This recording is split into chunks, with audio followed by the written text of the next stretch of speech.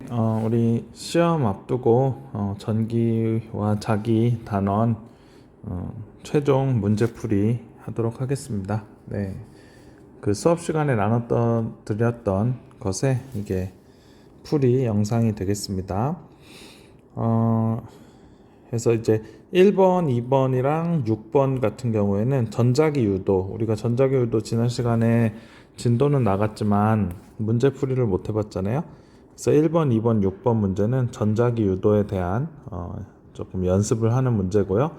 3, 4, 5번은 이번 시험 범위에서 제일 어렵게 출제될 수 있는 문제가 쿨롱 법칙에서 전기력이랑 앙페르 법칙에서 자기장이라 그랬죠.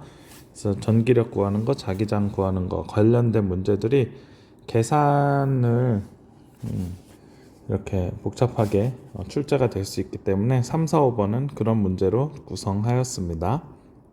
네, 이외에도 뭐 모든 범위를 당연히 공부하셔야 되고, 이 문제는 그 중에서 조금 까다로운 부분들을 좀 더 연습하기 위함이라고 보시면 되겠습니다. 네, 1번부터 시작해 보겠습니다. 네, 1번 그림은 XY 평면에서 동일한 정사각형 금속고리 PQR이 각각 마이너스 Y 방향, 플러스 X 방향, 플러스 X 방향. 그러니까 지금 P는 이렇게 가고 있죠. V 아래쪽으로 써 있고, 그다음 Q는 이렇게, R은 이렇게 이동을 하고 있습니다. 네, 자 보도록 하겠습니다.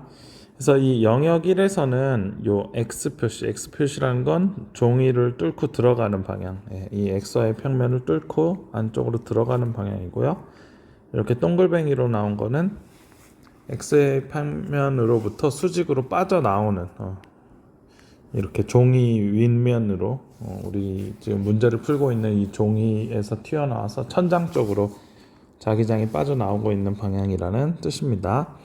근데 균일한 자기장인데 여기는 B0고 여기는 2B0로 균일을 하네요. 네, 보도록 하겠습니다. 자, P에는 유도 전류가 흐르지 않는다. 자, 여러분들 P라는 요 도선 코일, 한 바퀴 감은 코일이죠. 어쨌든 이 한 바퀴 감은 금속 코일에 자기장이 유도 전류가 흐르기 위해서는 뭐가 바뀌어야 되죠? 네, 자기선속이라는 게 시간에 따라 변화를 해야 됩니다. 기억하시죠? 우리 패러데이 법칙, 유도 기전력 V는 마이너스 코일 가문수 델타 T분의 델타 파이잖아요. 근데 뭐 코일 가문수는 한 바퀴죠. 한 바퀴라고 놓으면 어쨌든 요 파이 값이 자기 선속이 변해야 이 유도 기전력이 생기고, 유도 기전력이 생겨야 유도 전류가 흐르는 거거든요. 근데 지금 요 P라는 영역에 자기 선속이 변할까 안 변할까? 네, 변하지 않습니다. 일단 요 사각형의 넓이는 정해져 있죠. 이 사각형 넓이가 지금 넓어지고 이런 상황은 아니잖아요. 근데 이 사각형 면적은 일정하게 유지된 상황에서 지금 얘가 아래쪽으로 내려가면서 요 자기장이 변하나요?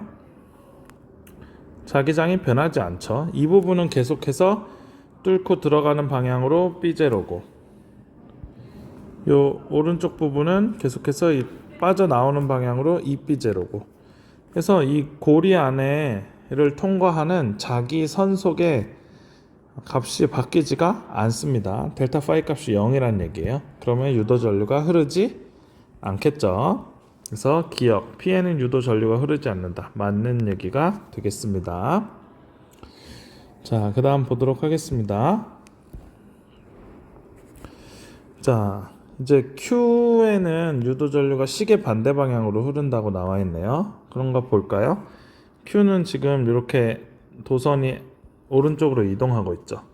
자, 근데 Q의 이 도선의 이 영역을 잘 보면은 지금 이쪽 영역은 B0라는 이 뚫고 들어가는 방향에 일정한 자기장이 있는 반면 이 부분은 지금 자기장이 없죠. 그죠?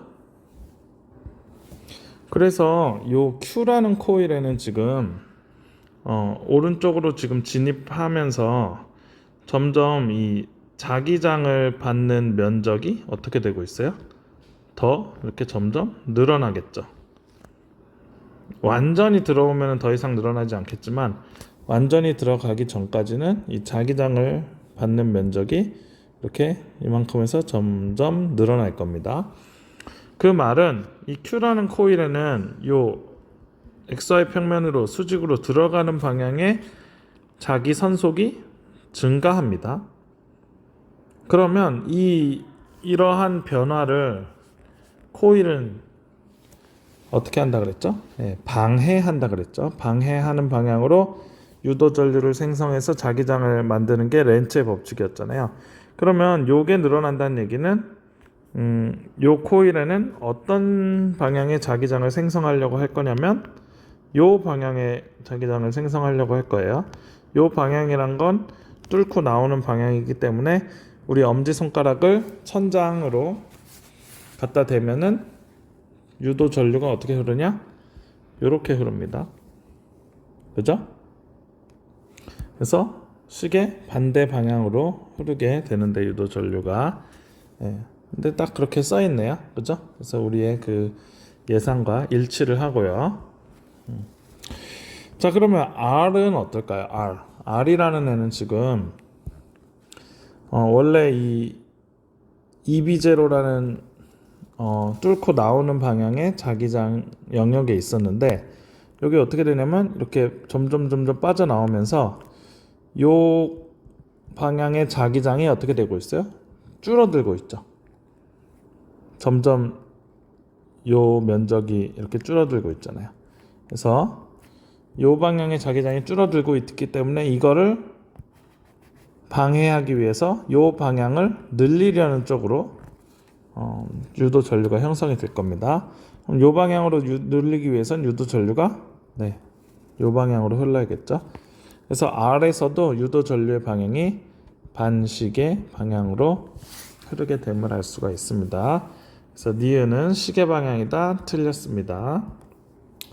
자, 디귿 보겠습니다. 유도 전류의 세기는 Q에서가 R에서보다 작다. 자, 지금 속도는 둘 다 V입니다. 그죠? 자, 근데 지금 유도 전류는 델타 T분의 델타 파이에 비례한단 말이에요. 유도 전류의 크기라는 건. 그 말은 더 빠른 속도, 예를 들어 V가 아니고 뭐 한쪽이 더 빠른 속도로 갔으면 이 델타 T 값이 줄어들겠죠. 그럼 이 전체 값이 늘어날 겁니다. 그래서 그런 식으로도 달라질 수가 있고, 근데 이 경우에는 속도가 V로 똑같네요. 근데 여기서는 자기장이 어떻게 되냐면 Q는 자기장이 없는 영역에서 B0짜리로 이렇게 변화가 있는 상태고, R은 EB0에서 자기장이 없는 상태로 가는 상태예요. 자, 그러면 누가 더 델타 파이 값이 급격하게 변할까요? 이 경우가 델타 파이 값이 더 급격하게 변하죠. 그 말은 유도 전류의 세기도 더 이 경우가 셉니다. 그래서 유도 전류의 세기는 Q에서가 R에서보다 작다. 맞는 얘기가 되겠습니다. 그래서 정답은 기억 디귿이 되겠습니다.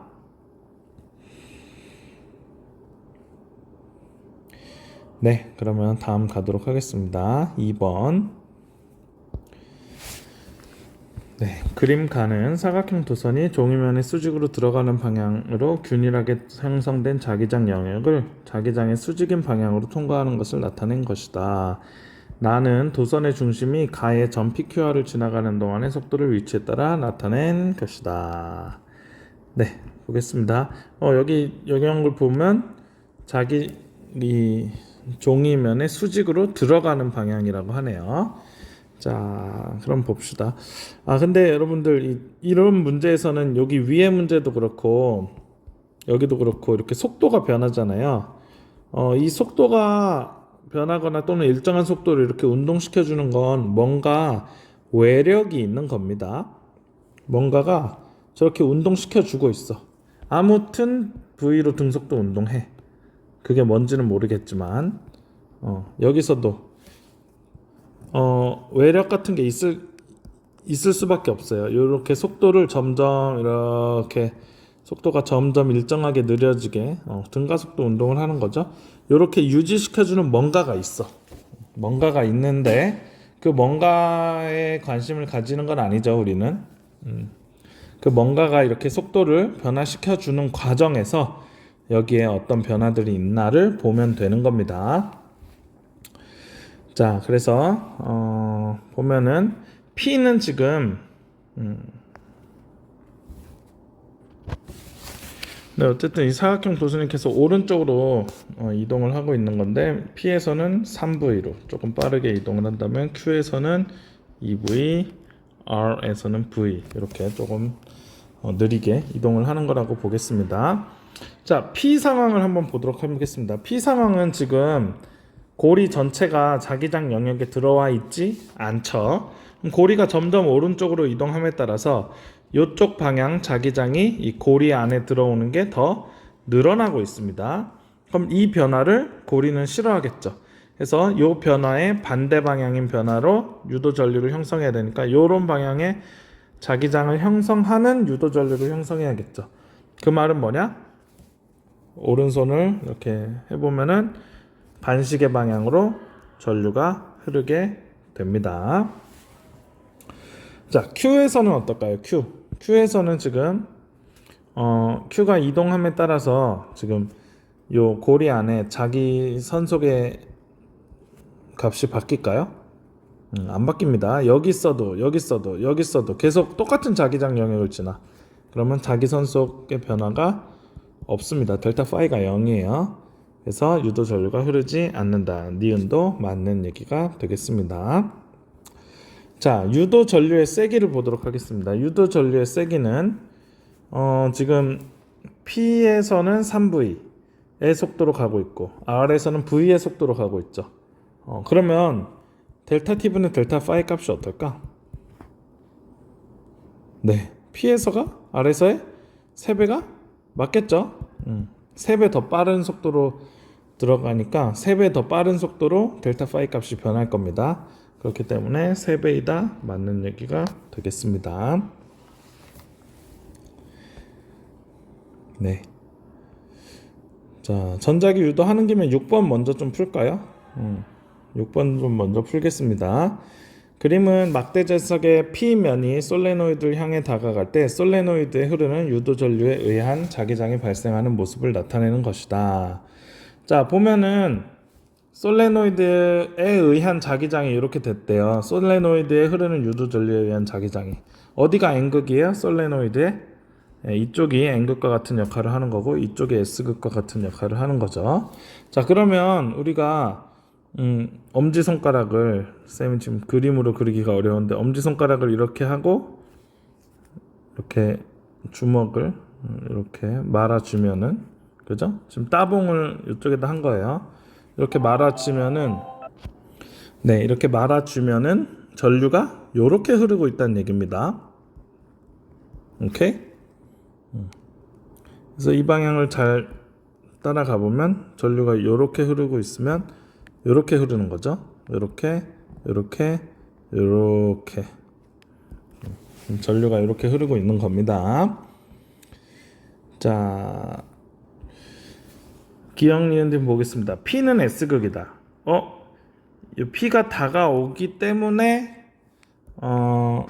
요쪽에 N극이 되는 방향으로 유도 전류가 형성이 된 건데 여기가 N극이란 얘기는 N극이 여기 옴으로써 이 P의 움직임을 방해해야 되거든요. 그러려면 지금 N극이 다가오는 거예요? S극이 다가오는 거예요? 상황이. 네, N극이 다가오는 상황인 거죠. 그래서 솔레노이드가 N극이 되면서 이 움직임을 방해하려고 하는 거잖아요. 그래서 P면은 N극입니다. 네, 그 다음에 니은 유도 전류의 방향은 AGB이다. 네, 그렇게 구했더니 맞죠? 자, 자석과 솔레노이드 사이에는 인력이 작용한다. 맞나요? N극이니까 척력이 작용을 합니다. 그래서 정답은 니은이 되겠고요.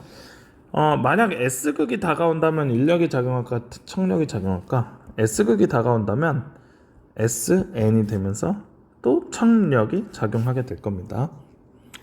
그러니까 웃겨요. 얘네는 참 다가오려고 하면 무조건 청력이야. 근데 멀어지려고 하면 또 멀어지는 걸 못 가게 인력이 발생을 합니다. 그래서 어쨌든 정답은 니은이 되겠습니다. 자, 그러면 다음번엔 우리 4번 먼저 풀어볼까요? 4번이 쿨롱 법칙이고 3번, 5번이 앙페르 법칙 문제거든요. 그래서 4번을 먼저 좀 풀어보도록 하겠습니다. 그래서 4번 이 쿨롱 법칙 문제 먼저 좀 풀어보도록 하겠습니다. 이 문제를 좀 보기 편하게 하려고 요 왼쪽에 있는 그림을 이렇게 위아래로 배치해서 한 번 더 그렸습니다. 네, 그래서 살펴보면은 지금 문제에서 주어진 힌트가 뭐냐면은 가에서는 B에 작용하는 알자 힘이 0이라는 얘기고 나에서는 오른쪽으로 F만큼 작용을 한다는 얘기죠. 그 다음에 가에서는 A에 작용하는 알자 힘이 몇인지는 모르겠는데 이 왼쪽으로 작용을 한다. 여기까지가 문제에서 주어진 힌트였고 그 다음에 이 전하량의 EQQQ라는 게 문제에서 주어진 힌트가 되겠습니다. 자, 그래서 보면은 요 가 상황과 나 상황에서 뭐가 달라졌지? 이거를 보면 되는데 이제 B랑 D의 위치는 똑같아요. 근데 A의 위치가 이렇게, C의 위치가 이렇게 바뀐 게 유일하게 바뀐 겁니다. 근데 지금 B에 작용하는 전기력, B에 작용하는 힘은 몇 가지가 있죠? 세 가지가 있습니다. 뭐가 있냐면 A가 B에 작용하는 힘, 그러니까 A에 의한 힘이 있고 C에 의한 힘이 있고 D에 의한 힘이 있습니다. 이 세 가지가 있을 거 아니에요? 근데 이 중에서 지금 가에서 나로 가면서 A에 의한 힘이 방향이 반대가 됐고 크기는 똑같아요. 왜냐면 AB의 거리랑 AB의 거리가 똑같으니까 방향만 반대가 됐습니다. 그 다음에 C에 의한 힘도 방향은 반대가 됐고 크기는 어떨까요? 여기서의 BC 거리랑 여기서 BC 거리가 같죠? 그래서 크기는 똑같고 방향만 반대가 된 겁니다. 그러니까 가에서 나로 갈 때 A와 C에 의한 힘이 크기는 같고 방향만 반대가 된 거예요. 오케이? 그랬을 때 여기서는 0이었고 여기서는 오른쪽으로 F다 이겁니다. 그러면 그 A와 C에 의한 힘을 하나로 우리가 보았을 때 오케이? 그 힘을 뭐 우리가 F'이라고 할까요? 하나의 힘으로 보았을 때 F'은 여기랑 여기서 무슨 방향일까요? 네, 아래쪽에서 오른쪽 방향이겠죠. 위에서는 반대 방향이겠죠. 그쵸? 그래야 요 알자 힘이 오른쪽으로 아래쪽에서 나올 거 아닙니까? 오케이? 자, 그 다음에 요 가 상황에서는 알자 힘이 0이란 말이에요. 그럼 요 D에 의한 힘이 얼마일까요? D에 의한 힘도 F'일 겁니다. 어느 방향으로? 오른쪽 방향으로. 그러니까 요 상황에선 알자 힘이 0이 되었고 요 나 상황에서는 둘 다 요 A와 C에 의한 힘도 오른쪽으로 F', D에 의한 힘도 오른쪽으로 F'이 되겠네요. 근데 이 두 힘의 합이 뭡니까? 뭐냐면 F예요, F. 그래서 F는 이 F'이 되겠습니다. 다시 말해서 F'은 2분의 1 F가 되는 거예요. 그래서 요 A와 C에 의한 힘의 합력이 2분의 1 F고 요 D에 의한 힘도 2분의 1 F라는 것이 되겠습니다. 네, 요 단서를 요 힌트로부터 찾아 놓고 또 좀 더 문제를 풀도록 하겠습니다. 네. 오케이. 여기다가 그거 하나만 쓸까요? 네. 그러니까 B에 2분의 1 F라는 힘이 작용을 했고 그거는 A와 C에 의한 거였고 반대로 2분의 1 F라는 힘이 작용을 했습니다. 여기서는 2분의 1 F와 2분의 1 F가 작용을 해서 합쳐서 큰 F가 되었다. 이렇게 얘기를 할 수가 있겠네요. 자, 그러면 이제 우리 이번에는 전하량을 살펴보도록 하겠습니다. A, B, C의 전하량이 주어졌고 부호는 주어져 있지 않는 상황이에요. 그래서 A가 EQ, B가 Q, C가 Q, D는 모르는 상황인데, 자, 근데 이제 요 문제에서 지금 전기력의 크기를 물어봤잖아요. 그러니까 이 문제에서 전하량이 플러스냐 마이너스냐를 절대적으로 맞출 필요는 없어요. 그래서 우리가 그냥 둘 중에 하나로 정해주면 될 것 같아요. 그래서 우리 B가 이 문제에서는 좀 기준이 되는 전하니까 B를 그냥 플러스로 보겠습니다. B를 플러스 Q라고 하면은 A와 C의 부호는 어떻게 될까 한번 살펴보면은 지금 가 상황에서 A와 C에 의한 B에 작용하는 힘이 왼쪽으로 2분의 1 F였죠. 그 다음에 A에 의한 힘이 클까요? C에 의한 힘이 클까요? 쿨롱 법칙에 의하면 A에 의한 힘이 C에 의한 힘보다 2배 더 클 겁니다. 오케이? 그래서 A의 부호는 마이너스 EQ가 나와야 되고, 왜냐면 왼쪽으로 당겨야 되니까. 그 다음에 이제 C에 의한 거는 한번 보도록 하겠습니다. C에 의한 거는 만약에 C가 플러스 Q다 이러면 C가 B를 왼쪽으로 밀었겠죠? 그래서 그 A가 당기는 힘이랑 C가 미는 힘이랑 합쳐서 2분의 1 F가 됐다 라고 볼 수도 있고, 만약에 C가 마이너스 Q였어요.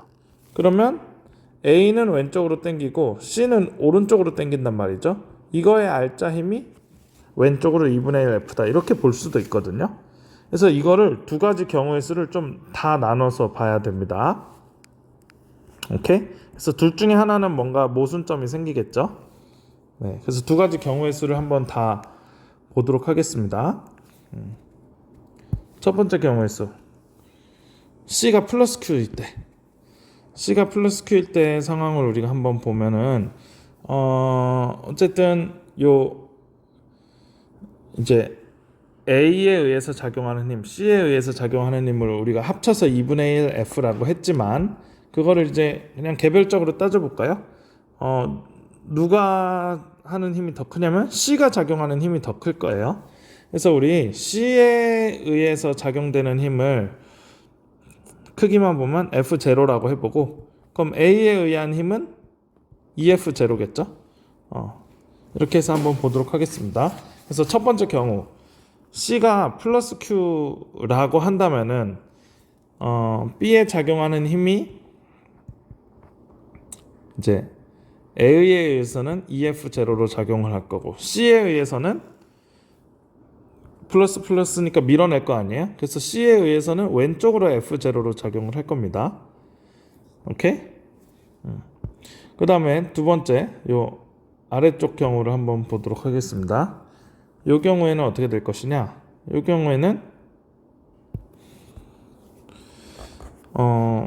B에 작용하는 힘이 왼쪽으로 EF0고,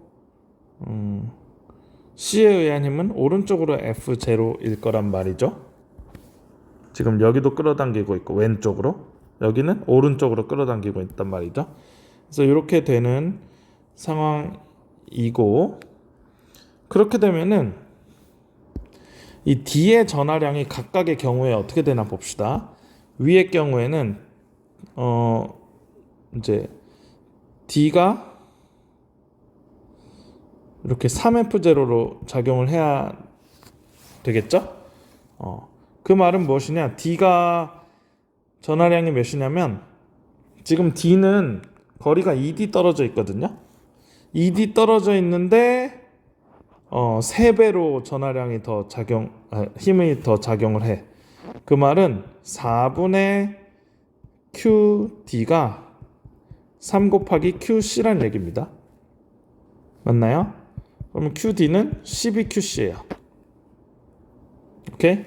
그래서 12Q가 여기 들어오게 되고 부호는 어떻게 될까요? 부호는 지금 D가 B에 작용하는 힘은 항상 오른쪽이죠. 아까 문제에서 구했듯이 오른쪽이기 때문에 D가 B를 당기기 위해서는 마이너스 전하를 가져야 합니다. 그래서 이 경우에는 이렇게 되고 이 아래 경우에는 봅시다.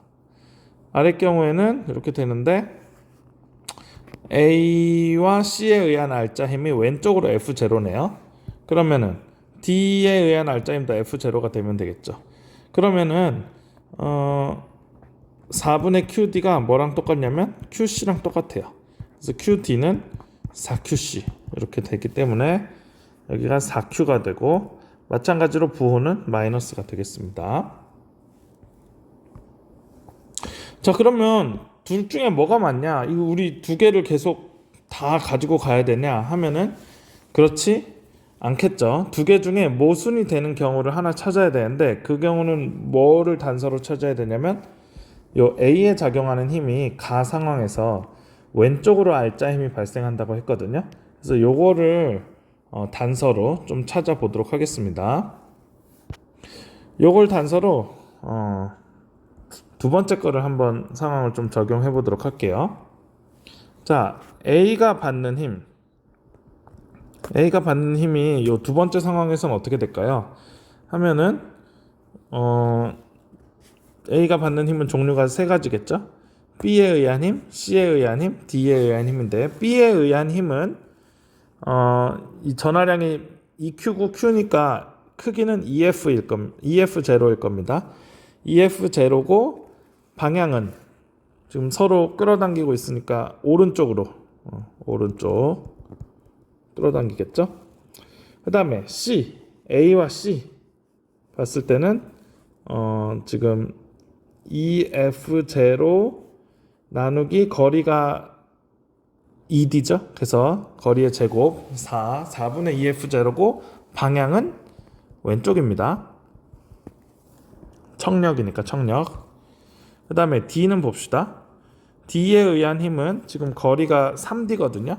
그래서 9분의 그 다음에 전하량은 2 곱하기 4, 8입니다. 8F0고 부호는 왼쪽입니다. 오케이? 그럼 요거를 따져보면 어떻게 되나 봅시다. 오른쪽을 플러스라고 보면 플러스 2 마이너스 4분의 2니까 마이너스 2분의 1 마이너스 9분의 8인 겁니다. 이거 하면 어떻게 됐죠? 네, 뭐 계산 안 해봐도 그냥 1 계산해 볼까요? 굳이 해보면 18분의 36 마이너스 18 마이너스 16이네요. 그러면 18분의 2거든요. 9분의 1이고 플러스 방향이야. 플러스 방향이 오른쪽 방향이잖아요. 그러니까 요 경우를 가정을 하면, 그러니까 C가 마이너스 전하를 띄는 경우를 가정을 하면은 A는 요 가에서 오른쪽으로 알짜 힘을 받아야 되는 거예요. 그래서 이 문제 단서랑 모순이 발생을 하죠. 그래서 이 경우는 틀렸구나 하는 것을 우리가 알 수가 있겠습니다. 그럼 요 경우는 맞는가? 요 경우가 맞는가도 확인을 한번 해봐야겠죠. 네, 그래서 잠시 방금 풀이했던 부분은 다 지우고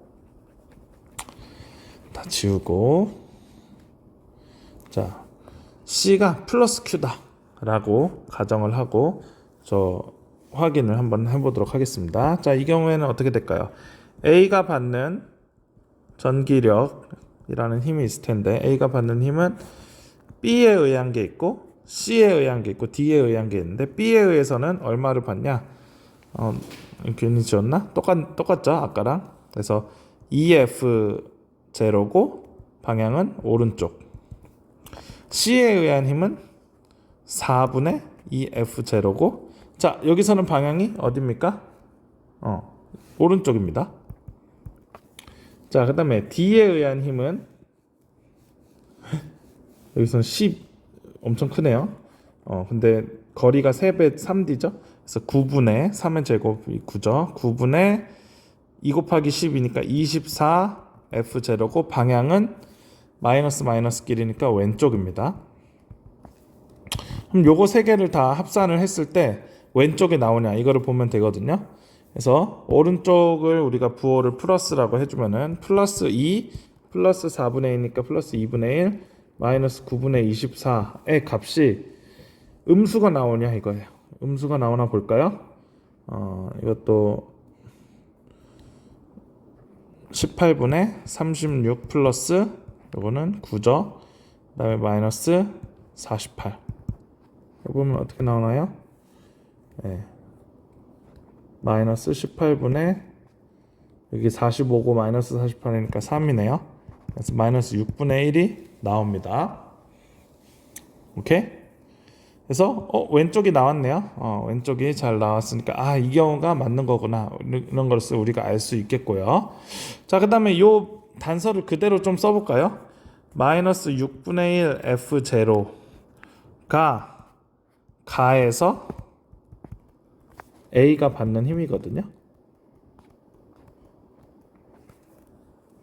근데 이거의 크기가 몇 F냐는 게 요 문제잖아요.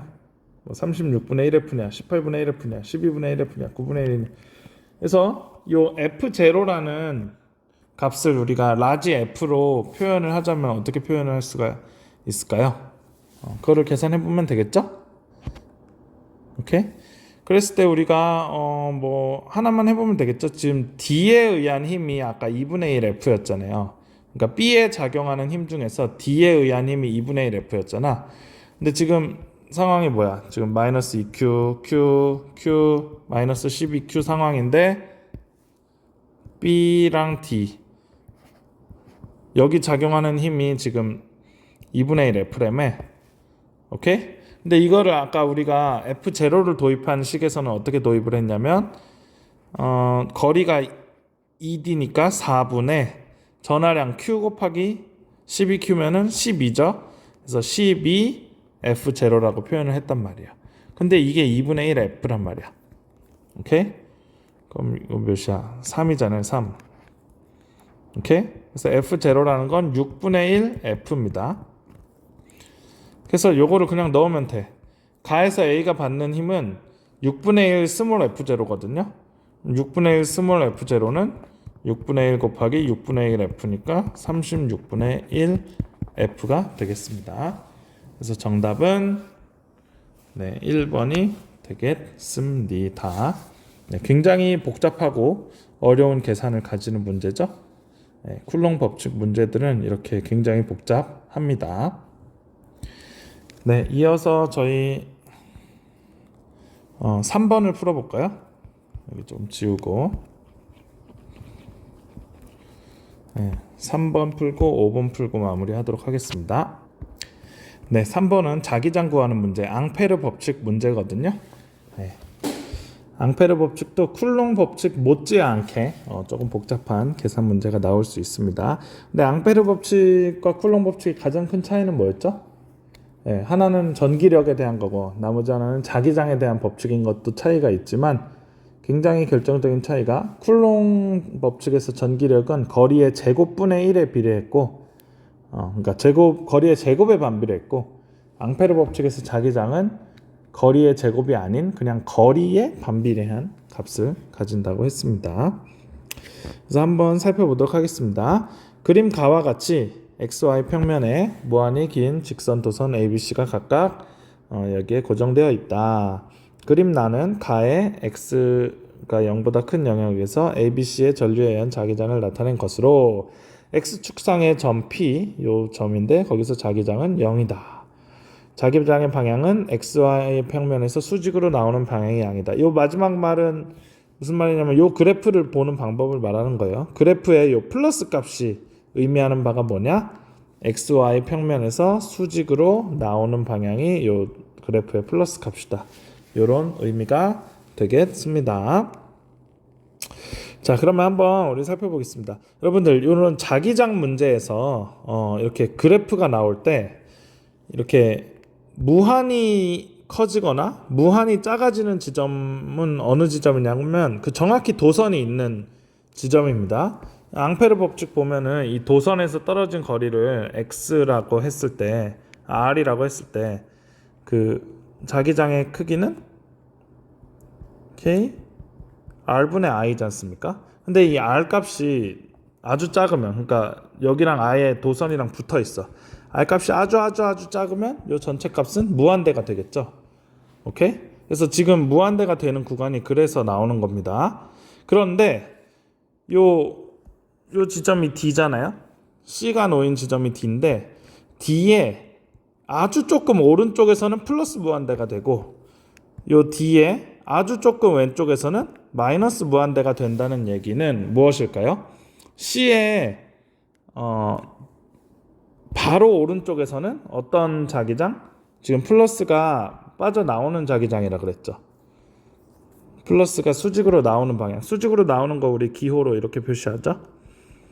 그래서 이 C의 오른쪽은 이런 방향의 자기장이 형성되어 있는 거고 C의 왼쪽은 C에 의해서 이런 방향의 자기장이 형성이 되고 있다는 얘기가 되겠습니다. 근데 이거는 C에 의한 거고, 오케이? 여기서 무한대가 되는 구간이 여기도 있네요. 이거는 B에 의한 자기장이겠죠? B에 의한 자기장은 B의 오른쪽에서 플러스 무한대가 되네요. 그 말은 B의 오른쪽에서 이런 자기장이 발생을 하고 B의 왼쪽에서는 이런 자기장이 발생을 한다는 것이 되겠습니다. 자, 그럼 B와 C의 전류의 방향이 바로 나오네요. B의 전류의 방향은 아래쪽, C의 전류의 방향도 아래쪽이 되겠습니다. 그죠? 그 값은 잘 모르겠지만 네, 그래서 그런 상황이고 자, 그러면 우리가 A의 전류는 어느 방향으로 흐르나 이것도 궁금하기는 한데 이거의 힌트를 우리가 어디서 얻을 수 있을까요? 해보면은 보겠습니다. 지금 B에 의한 자기장이 B의 오른쪽 구간에선 다 이거죠. 오케이? 그래서 요 구간 있죠. 요 구간. 요 구간에서도 B에 의한 자기장은 요 방향, C에 의한 자기장도 요 방향이죠. 근데 요 구간에 자기장이 0이 되는 구간이 존재를 합니다. 바로 이곳. 그러니까 C보다 오른쪽에 자기장이 0이 되는 순간이 있어. 그러면 C의 오른쪽에서 자기장이 0이 되는 순간이 나오기 위해서는 A에 의해서는 어느 방향의 자기장이 형성이 돼야 될까요?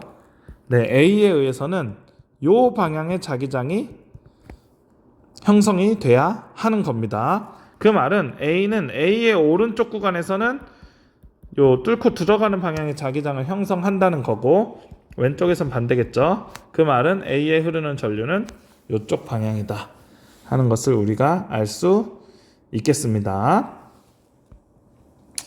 네, 그래서 A, B, C의 전류의 방향을 우리가 다 구하는 데 성공을 했고요. 그래서 한번 보기를 보도록 하겠습니다. 기억, A에 흐르는 전류의 방향은 마이너스 Y 방향이다. 아니죠? 플러스 Y 방향이라고 아까 방금 구했습니다. 자, 그 다음 A, B, C 중에서 A에 흐르는 전류의 세기가 가장 크다. 이거 어떻게 판단할 수 있나요? 아까 여기가 0이었잖아. 근데 이 구간이 어느 구간이냐면 C에서는 엄청 가까워. B에선 이만큼 멀어. A에선 이만큼 멀어. 그 거리가 정확히 어느 지점인지는 알 수 없지만 어쨌든 A에서 거리가 가장 먼 거는 확실해요. 근데 A에서 가장 거리가 멀음에도 불구하고 A에 의한 자기장과 BC에 의한 자기장이 상쇄돼서 0이 됐다는 건 A의 전류가 압도적으로 크다는 것을 우리가 알 수가 있겠죠. 거리가 먼데 자기장 값이 쌤쌤이야. 그 말은 A의 전류의 세기가 가장 크다는 얘기가 되겠습니다. 니은은 맞는 얘기고요. 자, 그 다음 D급 봅시다. 점 P에서 P점에서 좀 지울게요. P점에서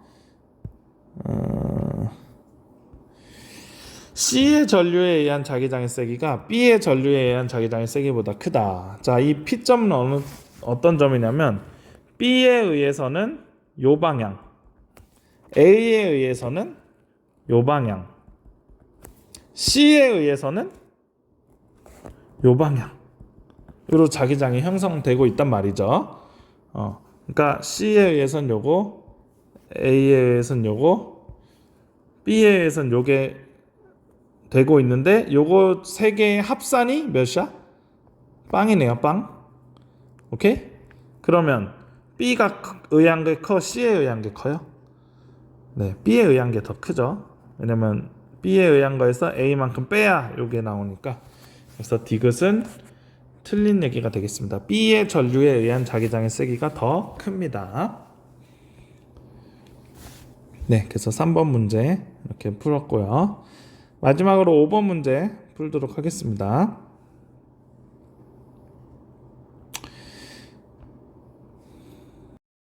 네, 마지막 5번 문제 한번 보도록 하겠습니다. 문제의 힌트를 한번 볼까요? 그림과 같이 가늘고 무한히 긴 직선 도선 ABC, XY 평면에 고정돼 있고 ABC에는 방향이 일정하고 세기가 각각 I0, EI0, IC인 전류가 흐르고 있다. AC의 전류의 방향은 화살표 방향이고 여기 방향이 되어 있네요. 그 다음에 점 P에서 ABC에 흐르는 전류에 의한 자기장은 빵이다. 그 다음에 요 P 같은 점 P에서 A에 흐르는 전류에 의한 자기장의 세기만 따져봤을 때는 B0다 라고 나와 있네요. 네, 그래서 여기서 결정적인 힌트는 요 부분인 것 같네요. 점 P에서 ABC에 흐르는 전류에 의한 자기장은 빵이다. 이게 결정적인 힌트고, 요거 같은 경우는 P에서 A에 흐르는 전류장에 의한 자기장의 세기는 B0다. 이거는 약간 우리에게 기준점 같은 것 같아요. 그래서 이거부터 살짝 보면은 P가 여기 있고 지금 A가 요 선이잖아요. 그래서 거리가 4D네요. 4D, 그죠? 그래서 앙페르 법칙 해보면 4D분의 I0가 몇이라는 얘기예요? B0라는 얘기입니다. 그래서 이거 하나 일단 이쪽 힌트에서 가지고 놓고 이후에 문제 풀어보도록 하겠습니다. 자, 가장 결정적인 힌트가 요거네요. 점 P에서 ABC에 흐르는 전류에 의한 자기장은 0이다. 자, 그럼 한번 ABC에 의한 걸 다 따져 보겠습니다. 자, 점 P에서 A에 의한 자기장은 거리는 4D고 요 전류의 세기는 I0니까 K 4D분의 I0입니다. K는 생략할게요. 이후에 문제에서도 생략하겠습니다. 그 다음에 방향은 어느 방향이에요? 전류가 이 방향이니까 빠져 나오는 방향이 되겠습니다. 이 방향이 되겠죠. 그 다음에 B 보겠습니다. B에 의해서는 B가 지금 요 선이지 않습니까? B에 의해서는 거리는 4D 떨어져 있네요. 똑같이. 그래서 4D분의 B에는 EI0가 흐르네요. EI0가 흐르고 방향은 요 B의 방향이 주어지지 않았어요. 그래서 물음표입니다. 자, 그 다음에 C 보겠습니다. C는 전류의 방향은 이쪽이고, 자, 거리는 그래서 2 루트 2D네요. 그래서 2 루트 2D분의 IC고 방향은 요 방향이 되겠죠? 자, 그러면 AC가 다 요 방향이잖아요. 그럼 당연히 B는 여기서 빵이 되려면 B는 어떤 방향이 나와야 되냐면 요 방향이 나와야 됩니다.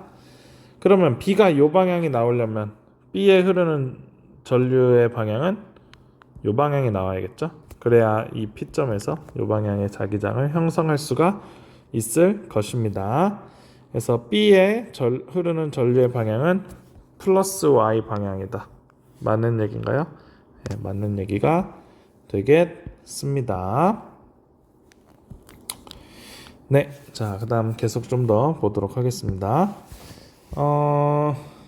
IC 값을 구하라고 되어 있네요. IC 값을 어떻게 구할까? 요거 가지고 구하면 될 것 같아요. 그래서 요거 세 개에 의한 자기장의 값이 빵이라는 얘기잖아요.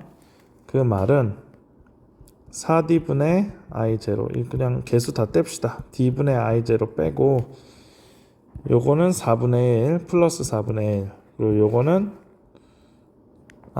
이렇게 하면 안 되겠구나.